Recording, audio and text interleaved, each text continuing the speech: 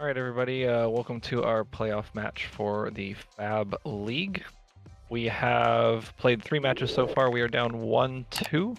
Up now, we have Namvo versus... Do we know the name of the other player in this match? Chad. Chad. Oh, just Chad I think. McKittrick, right? Yeah, they're both the Yeah. fourth and fifth matches, both Chad. Correct. Okay, so this is Namvo versus Chad McKittrick. Both of you guys should know them very well. Very talented players. Chad has played a lot of Chane, and Nam has played a lot of Bravo. So both players are going to be very good at the decks they are playing. And this matchup is historically a very close one. If you guys are enjoying the content, please like, subscribe to the video, and check out our Patreon. We talk about a lot of these decks and try to help you guys become better players. We've got players on the team like Josh Lau, who's very good at Warrior, making content for Warrior all the time for you Warrior fans out there. And we cover most decks in the format as well and in great detail. So hope you guys enjoy this match. I believe Sebastian, myself, and Josh are going to talk a little bit about what we're seeing here, and I hope you guys follow along. Josh, how'd your last match go? That was I have a lot to say about that, but I don't know if this is the right place because we're supposed to be commentating this match. Correct. To keep it short. To keep it short, there was one route to victory. I played to my outs, and it just like 8 things had to line up correctly, and those 8 things didn't line up correctly, so I barely didn't get there. Now, for anybody that didn't watch that match or needs to go watch that match, that was Bolton versus Starvo. Josh was playing the Centauri Sabres trying to get there with the combo. Didn't quite get there. But if Nam manages to win this match here, we will be tied 2-2, and then it will be up to me to try to finish us out and take it down. But Nam here, he's going with the Teague plan? Maybe not. It is kind of play what the deck gives you. If seeing Stalagmite means that he's probably not going to be doing that, but he can transition at any point in the game. If his opponent starts presenting too much damage, you just kind of have to block. And you can either wait for an opportunity to attack again, or you can commit to the blocking. But if you're going to commit to blocking, you need to do it while you're at 40 life. Because the second you take 10 damage to attack back, your opponent needs to be at 0 life, or you're not winning that game. The second you take 10 damage versus Chane, it's a race. If you try to block after that, you are going to die.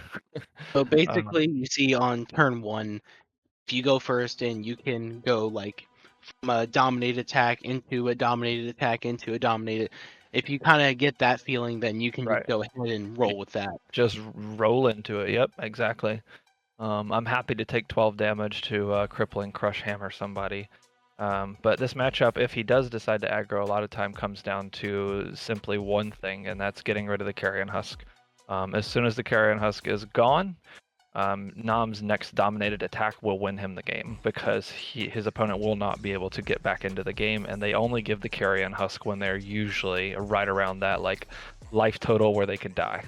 Definitely as a Chane player, when I block with Carrion Husk, it's like I want to be able to get 3-4 cards out of the Starvo's hand after I block with it to make sure that they can. Basically, if you can get the Starvo player on a turn cycle where they have to take damage if they're playing Fatigue to Arsenal, or you can get them in a cycle where they just can't Arsenal at all, that's where you want to be. That's why I do think that the Stalagmite's a little bit better than the Ram's Head in this meta right now, is because having to commit to that Arsenal every turn, it is hard.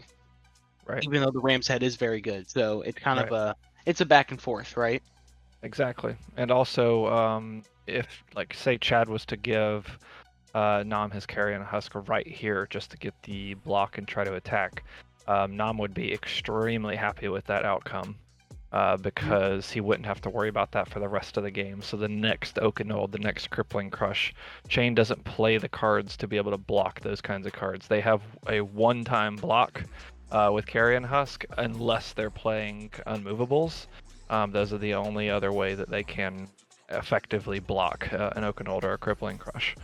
So what we're seeing here is Chad just taking the 9 damage, randomly putting 2 cards on the bottom, hoping that his deck lets him keep a couple of the blues, and that the banishes are nice to him. So there's actually 2 things I want to ask you guys about, because these are heroes you guys are more familiar with. Yeah. First off, first thing I want to talk about is the Stalagmite versus the Rampart. Yeah. Is there a particular reason why you think the Bravo's running Stalagmite here, and the Chane player running Time Snap Potions against the Starvo? Is that just kind of to insulate him against Blizzard? No. So there are a couple things to talk about, I guess, with Stalagmite versus Rampart. The Stalagmite itself is going to... The reason it's so good is because it's such an aggro-centric card, where Starvo is trying to take that momentum and just keep that momentum pressure. That Stalagmite forces the Chane player to play a certain way, and it might make them play inefficiently just so they have the resources to play around it. So that in itself is preventing maximum damage from the Chane side of things. And also, if you time the Stalagmite correctly, you can actually shut off like 5 to 7, maybe even more damage in a turn, which is going to win you an aggro match. The Rampart is very good if you are fatiguing and you making use of the Crown of Seeds, because typically you can force your opponent to play around Rampart there, where they have to be shackling at weird times and playing their non-attacks at weird times so they're not breaking the chain. And sometimes they're forced to break the chain anyway, and you get extra value out of the Rampart. So the Rampart is much better if you're trying to fatigue, whereas the Stalagmite's much better when you're attacking. And as far as the Time Snap potion goes, the Time Snap is kind of an insulation against fatigue more than anything. What it does is it allows you to play that Eclipse at the end of the game, where you can Spellbound Creepers, Time Snap Potion, have like 3 or 4 action points, play out all your Bounding Demigons in Eclipse. Because playing Eclipse, now that we don't have Seeds of Agony, is actually quite a challenge. And a lot of times Chane is forced to keep 2 or 3 cards in Banish to set up for that Eclipse turn. The Time Snap Potion just simply makes that a lot easier to do. So generally you would play Time Snap Potion with Eclipse. You wouldn't just play Time Snap Potion. I would, yeah, right. Your percent. Or unless you're playing against Prism, where you just absolutely need to have the Time Snap Potions to get around ALS. So, commenting on Stalagmite versus Rampart, I actually had a match at Locals the other day where I played against a Fatigue Starvo player, and it was funny because at some point in the match, the Rampart actually became bad for him because I was playing around it so much. Right. As funny as that sounds, that he was like, I'm being punished for playing Rampart right here because you're not breaking the chain. Yep. Going into the Pro Tour, that's something to consider, that if these high-level players who have been on chain for a long time are most likely not breaking the chain. And one of the more interesting turns I did recently was Oof. Oh man. Oof. Maximum punishment here. Wow. Kind of walk with it anyway, so what can he do? And that hurts him so much because now he can't play that Howl and then go into an attack. Man, that was such a good pummel right there.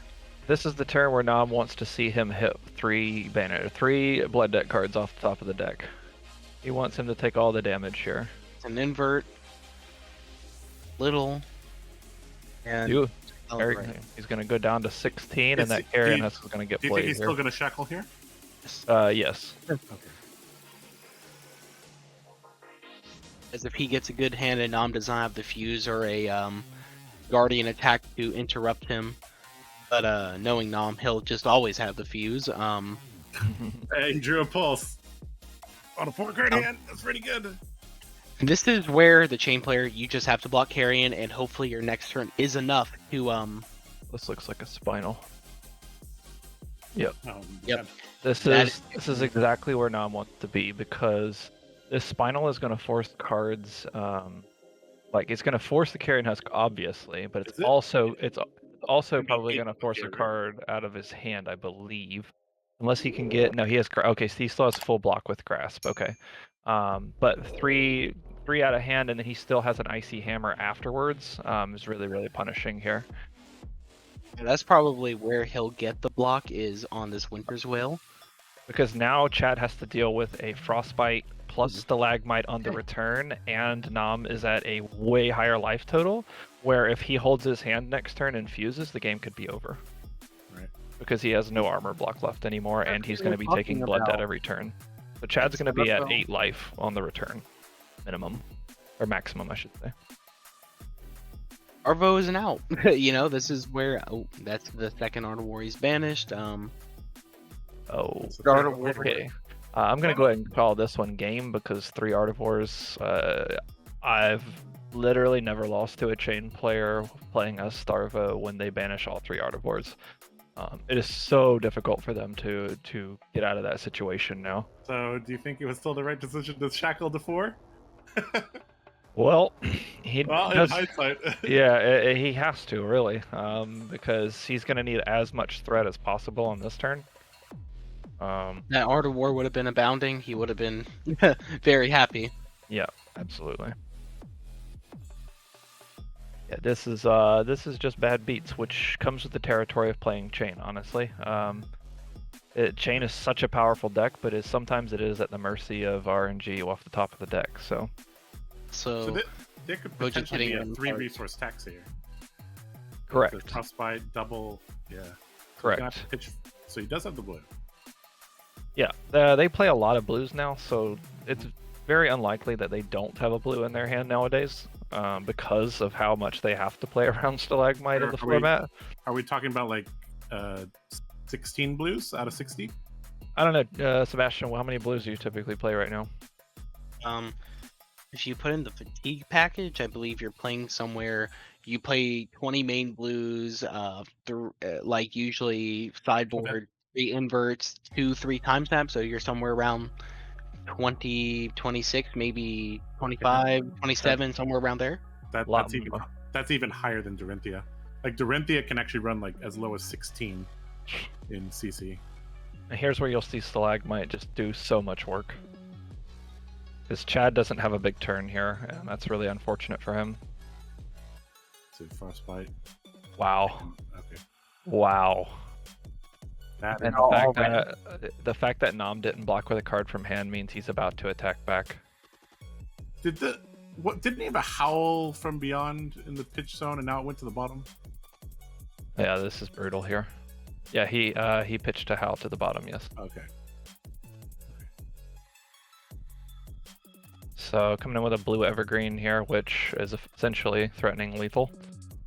Gonna come in with a hammer afterwards. And his opponent is effectively at 6 life on the next turn. Has to block this hammer. I don't see a way for the Chane to win this. Sebastian, do you see any lines of victory here? I mean, like if he was to draw optimally, like what would you say is optimal from this point? Surprised he even has the movable in his deck to and this is why I am against a movable and Chane right now, because right here it does absolutely nothing. Right, you know, it's like Starvo's gonna high roll, it's gonna high roll, and you have to hope that, oh my goodness, and his banishes have also been really bad. Yeah. Yep. I know this is pretty much GG. If Nam has any large attack here, the game's over. Yellow lead the charge. Oof. Okay.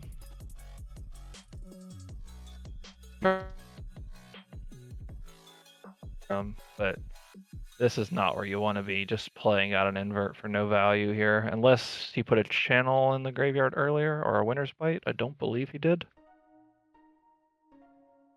Yeah, he's just getting rid of some attacks so that Nam can't pulse them back, which is not really relevant here, but going down to 6 life with 2 armor block left, pretty much, unless he has unmovable, any big attack is going to get the job done here. This is 8 dominate. Oh, no, never mind. This is 11 dominate. That's Nam has drawn exceptionally well. Yes. Like, he hasn't even had to crown for these 4-card hands. Oh, man. That's 4, that's 5, and probably unmovable. And I mean, he would have scooped if. This is still taking 6 here. He's taking 7, right? Or no, it's 11, right? Yeah, 6 damage is definitely lethal. So, yeah, if he hasn't played unmovable, they probably have already conceded and they're just talking about it. But yeah, so there's kind of an example of how a Starvo chain match can go. Sometimes Starvo just draws well and you die, which is how it's been for the entire time the deck's been in the format. They just have a certain percentage of non-games, which is the appeal of playing the deck. But playing against it can be kind of miserable. But playing against Chane can also be kind of miserable when they draw back-to-back Artivore. So it goes both ways. These are two very, very powerful decks, and they both kind of can tame each other, if you want to put it that way. But it creates quite a 50-50 matchup, in my opinion. You know what else is 50-50? The number of games won between these two teams. Oh no. Oh, Alex. Oh no. Oh, I said this. Nathan and Josh carried us through most of the league, and now we have to step up and in all one, Alex. So you better win yours. I know. Here we are. You want to be. I do wish to be chilling with my brother and the Hong Kongers in D1 next season, but we could take a season off in D2 too. No pressure.